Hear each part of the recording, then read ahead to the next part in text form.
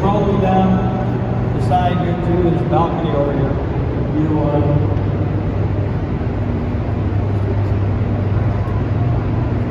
Come on in. Grab a spot here where you can see. Start taking your photos. Start taking your selfies.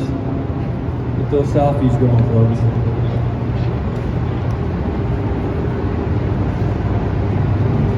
All right, come on in. Let's get everybody in here. I'll give you a little information.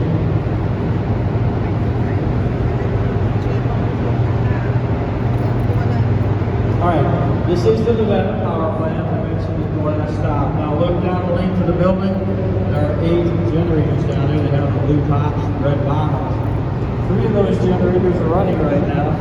They actually are the ones with the white lights on it, but there's a bunch of them with white lights. 3 of them are running. The other 2 white lights are just sunshine through the window. So the generators themselves, blue top and red bottom, what you see is half of it. The rest of the generator is located down below that floor. 4 stories below that floor is where that turbine is located. Water passing by that turbine spins it. The center of that turbine is this oven story called steel shaft. Near the top of that shaft, just below the blue portion of every generator, there is something called a rotor. On the edge of the rotor are 40 electromagnets that weigh about 4 tons apiece. Between the edge of the rotor and that red casing you see down there, there begins 5 miles of copper wire. As that rotor spins at 180 revolutions per minute, the electromagnets on it excite the electrons in that copper wire and the output is electricity. Each of these generators can produce 130 megawatts of power, which is enough electricity for about 65,000 homes. Alright. The important thing in the generator is the rotor. That's what spins and that's what generates the power. The rotor is the key element. We just happen to have one sitting on the floor in front of you. Actually, it's a skeleton of the rotor. It's about 1/3 the size of the if it's completed. But this rotor came out of the 3rd generator down there. It's been sitting here for several months while we do maintenance on it. Doing a total rebuild on this rotor. It's been in that generator came out after about 60 some odd years. The first time they had to do a complete overhaul. So it'll be here in 2 or 3 more months before they finish up with this thing.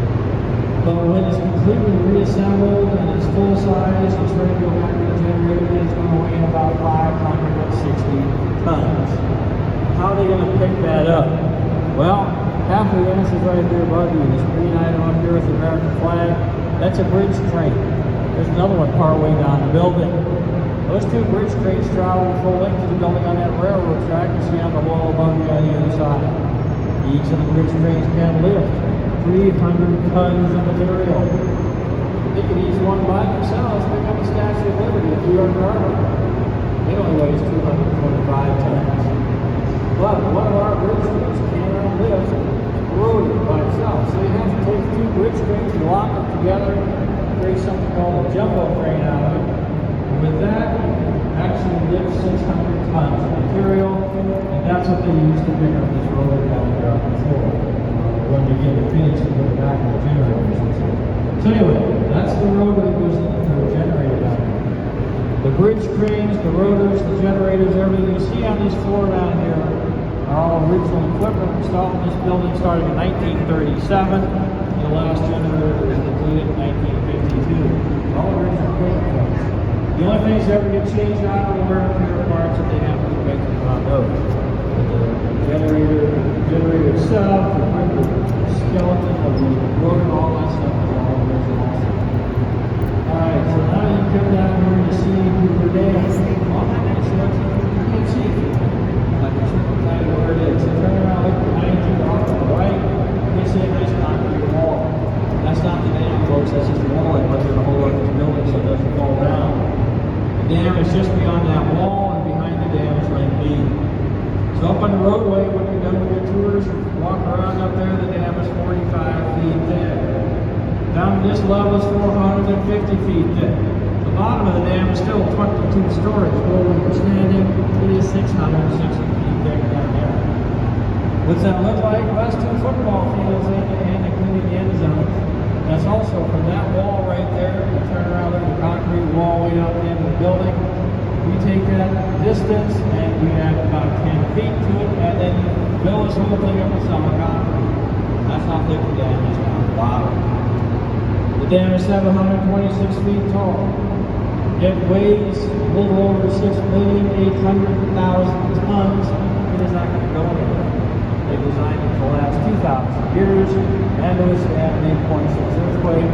Biggest one goes through that around was about 1.3. One last thing, where you're standing right now, the surface of the lake, which is behind the dam after the surface of the lake, is 335 feet above your head. Yeah, that much water above your head, the lake being. All right, 18 of you have a red, white, blue wristband. You see JR over here in the corner. Some of you are ahead over there. If you do not have a wristband, don't want to see it. I'm just going to bring you around. The rest of you just stay here until I get to the doorway. We're going to go back down to the tunnel and see if you got the visitor center.